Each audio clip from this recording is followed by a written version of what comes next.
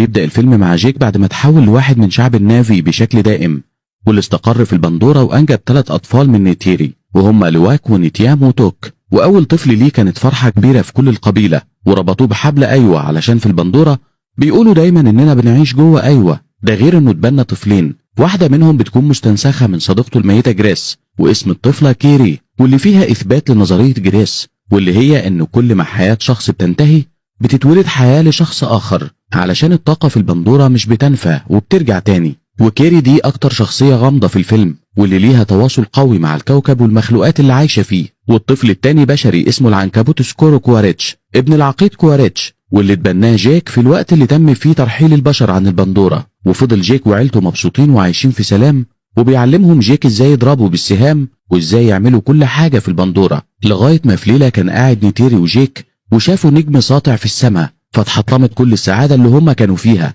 لأنهم اكتشفوا إنها سفينة فضائية بشرية وهتهبط وهتعيش مرة تانية في البندورة. ومن أثر النار اللي طالع من المركبات اتحرقت الغابات والنار مسكت فيها،